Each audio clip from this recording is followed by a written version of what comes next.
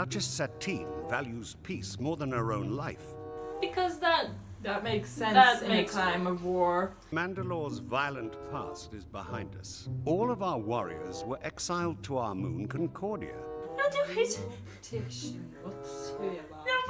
What's most annoying about it is that it's like, oh, you know, all those people who we like brought up to, you know, be warriors and things like that, and train them in combat, and they all have families here that they know and love and cherish. Let's exile them to our moon to make them really angry because suddenly we've decided to be pacifistic.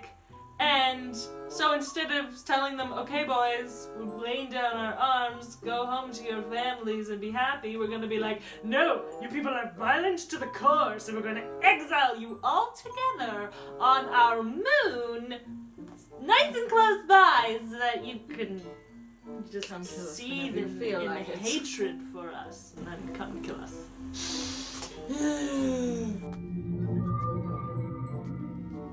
Oh, that's cool. Can I have a throne that lights up when I sit on it? A Mandalorian saboteur. You must be mistaken.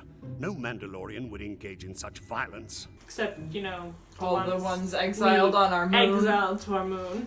Oh boy. Clearly, your investigation was ordered because the Senate is eager to intervene in our affairs. Perhaps you'd like to join me on a walk through the city. Now that I've insulted you. Yes.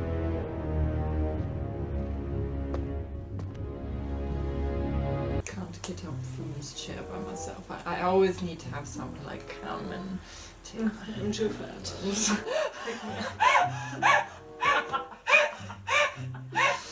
Oh, dude. That would be me, not her. She's like every other girl in this thing. a stick. Like, perfect hourglass shape. There is a group that calls itself Death Watch. Oh, we the Betties? You know that one, right? Wasn't it Monty Python? No, it's Mitchell and Webb, I think. And yeah, I think they were making fun of, the Red Skull thing. They're like, you know, our symbol is a red skull. Do you think, you know, maybe we're on the wrong side of this? Just like, you know, let's call ourselves Death Watch because we're the good guys. Yeah. No. Oh boy. It's hardly a movement. It's a small group of hooligans. Hooligan. Always ignore threats. That Yes. makes them go away. Yes. See, the reason movements become movements instead of a group of hoodlums is when you think to yourself, oh, they're just a group of hoodlums. Mm-hmm. And that doesn't necessarily mean that you like should come down on every single hoodlum with like this, the force of an army.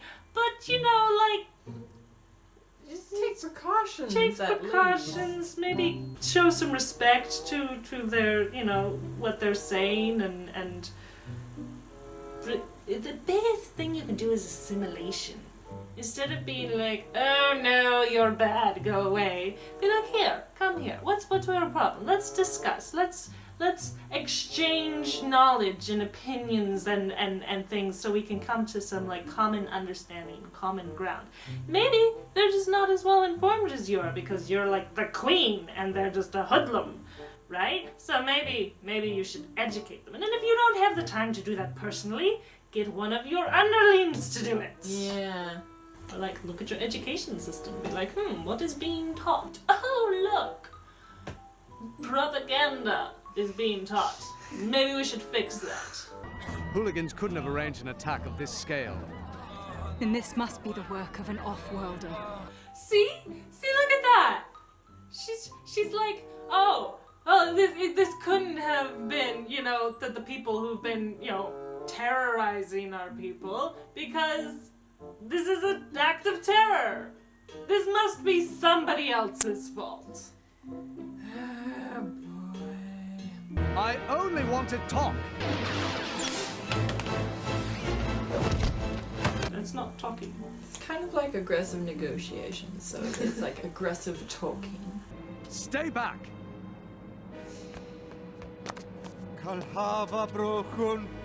Force pull. Don't shoot around! But no. Oh, he's still alive. He's still alive. What happened to the Force? Never mind. Oh look, that man is about to throw himself off a ledge. Here, let me pull him back from the ledge. I should like to visit this moon of yours. Yeah, maybe you should have done that a while ago. Mm-hmm. You'd think as a peaceful planet, they'd want to do peaceful negotiations with the people around them, like possible threats as well as possible allies. But no. And you know, if you want peace for all, not just your own people, right? So you would look after other people and like your surrounding neighbors. Yeah. Right? You wouldn't exile people to your moon and then ignore them. It's so stupid. And annoying. Especially since you've just been involved with the death of a Concordian. I didn't kill him. And then she's like blaming Obi-Wan Kenobi for the death of a guy who just committed an act of terror that hurt or killed how many people? And, you know, she witnessed the fact that it was not Obi-Wan who killed that guy. If anything, it was her rival that made him do that. He saw her, then he jumped off the ledge. Didn't do that when it was just him and Obi-Wan. Duchess Satine, you are most welcome. I hate his hair. Shit. Please try not to cause problems where none yet exist. Don't try to cause problems where none yet exist. We're literally on the planet. We know that the terrorist faction exists here. It's based here. But don't cause problems where they don't exist. I think their tactics are like being an ostrich and burying your head in the sand, covering your ears and going la la la la la la la la la la la la. Yours or you cannot see me. I'm writing a condolence letter to the dead man's family and making arrangements for them to retrieve his body. Of course, Governor. Very proper. Very proper. She sounds like she has no idea what it's like to do that. You know how people talk when they're like, oh yes, you're doing important business. I totally understand. Yeah. Oh, this is very proper.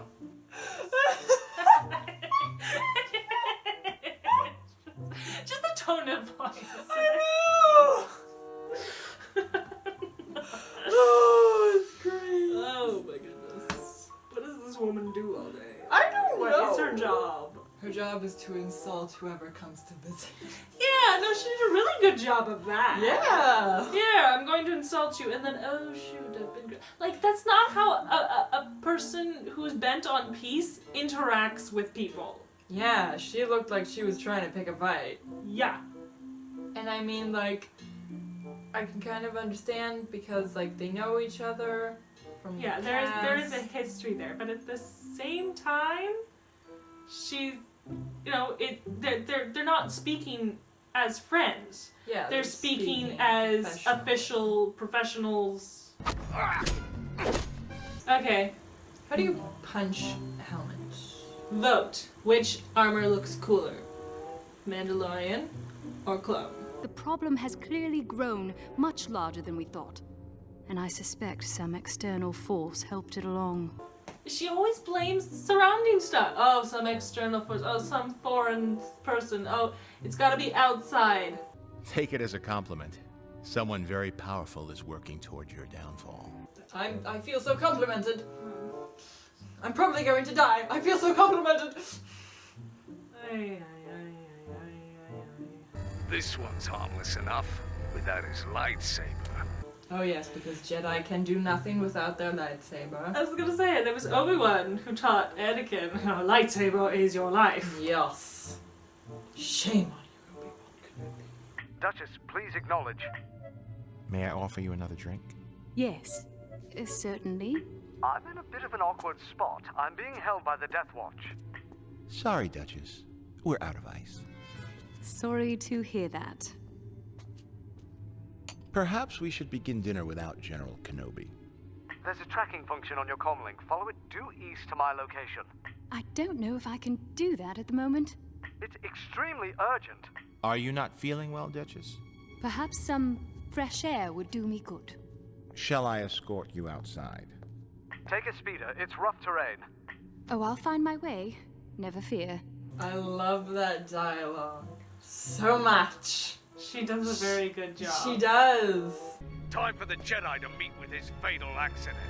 Yes. Fatal accident. Yes, because that would make sense. This is not good. No, you're supposed to say, I have a bad feeling about this. I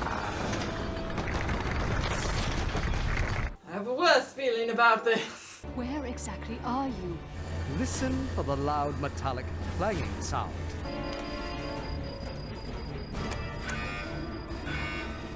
Why does she leave her comm stuff there? Wouldn't she need that to find him? Dunno. Guess not. No, she had to listen for the metallic clanging. Well, it certainly took you long enough. I think by now the blood would have gone to his head and he'd be like unconscious. Possibly, but he probably hasn't been there for very long. Oh. That was too close for comfort. I'm going to hug you from behind. Oh wow, she can actually fight back.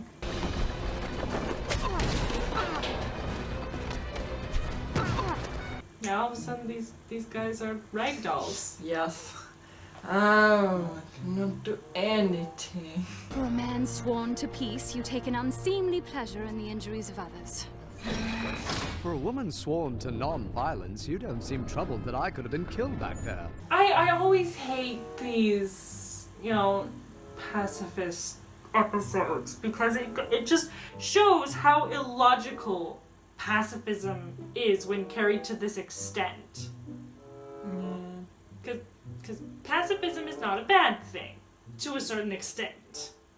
But they always take it past the extent to which it is good, making it a bad thing. Too much of a thing is a bad thing. Too much of a good thing is a bad thing. There. Yeah, Mandalorian armor is way cooler than clone armor. He's using a blaster. So uncivilized. Wow, that's some good marksmanship. Ha! Rock. I threw a rock Really? at you. He's shooting at her because she threw a rock at her? Him? Threw a rock at she threw a rock at him? Mm-hmm. She's clearly a threat! Because she threw a rock. Not to mention he probably knows who she is and that she's like sworn to pacifism. So he could literally... She threw a rock. She threw a rock, there you go. Apparently she's broken all her vows. Mm-hmm. She threw a rock. Failure. Well, I mean, she's not him. So that's a good thing. Yeah. But like, it's interesting, people who are like, oh, pacifism, shame on you for getting violent. And then when it comes down to it, they realize, oh yes, sometimes you have to respond with violence. But then as soon as it's over, they're like, oh, you shouldn't have responded with violence. It's terrible of you. It's like, you understand. There's a part of you that understands. You know. This lightsaber was stolen from your Jedi temple by my ancestors during the fall of the Old Republic. That is still a really cool thing. Yes. He nearly hit those guys. Oh dear. That would be unfortunate.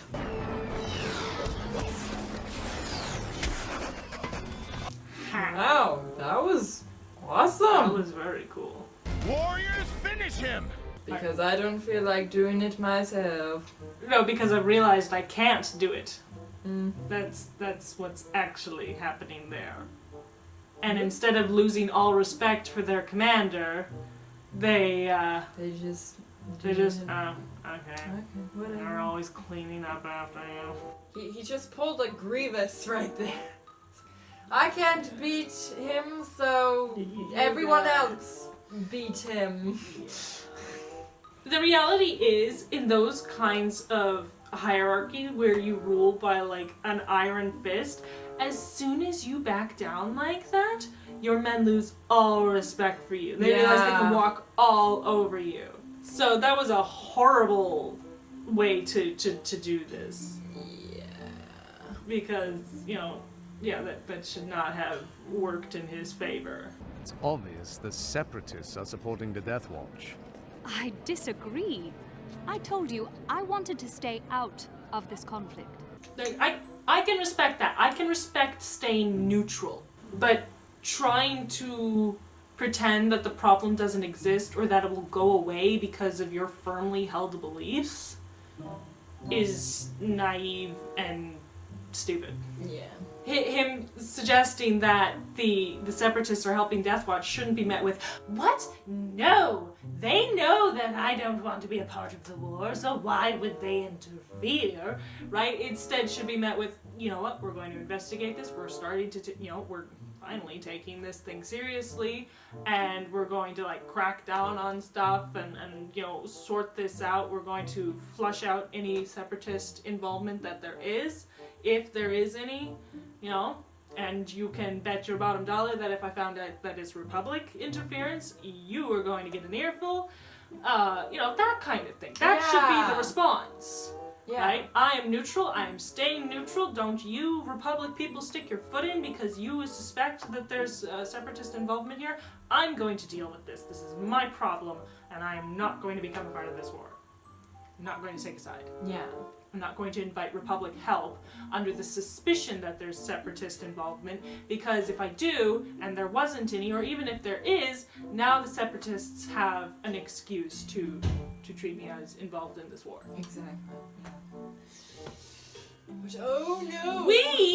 We should have been like political advisors, yes, consultants in the writing of these shows. Mm-hmm. Why do no people not consult? Because we can't talk. I can't talk. I can write really good. If we had done like written correspondence, like they send us the scripts and then we can like critique them. Yeah. It would literally be like giant red just like, no, here, let's start your world building over from scratch. Sometimes I really do wonder about the editing process in these big editing TV shows and movies and such like.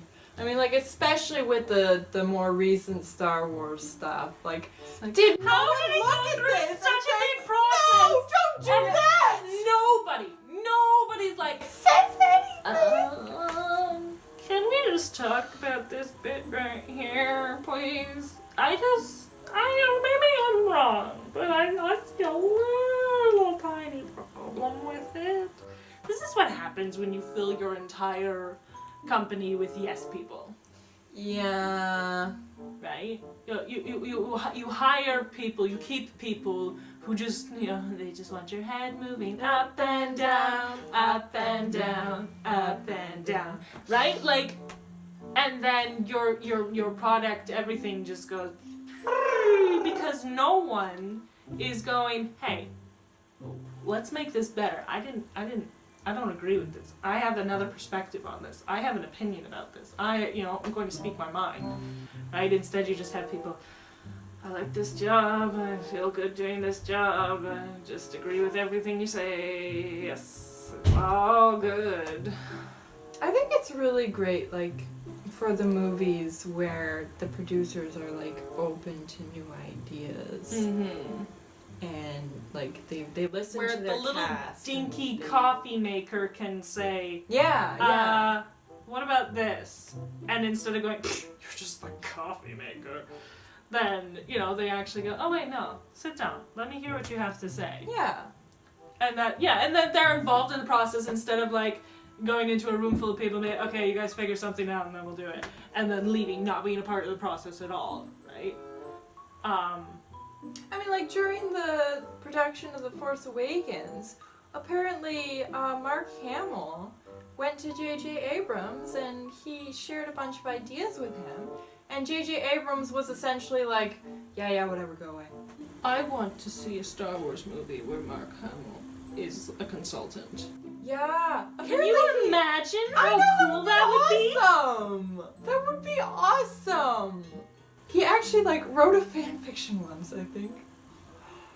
I would read that. Awesome. I know. Like he loved the character and he loved the story and you gotta have people with passion involved, right? And that doesn't necessarily mean give them the reins, but like if they're there and they're consulting and they have, because like he was there when the entire world was born. Yeah. He was a part of that.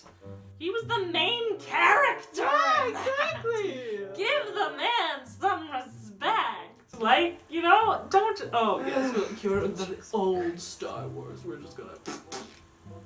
Just paste over it with SJW. It's like Ahsoka and the old guy in the episode we just watched. Sunube. Mm-hmm. It's, yeah. Ahsoka and Sunube. Just right there. Just come out. Oh, something. That hurt. Yeah, I was gonna say. You know what? It's not my day. Just make dinner and eat food to feel better. That's the kind of body type I am. To feel better. It's all good. So, there you go. I'm a size 13 in my dreams. Yes.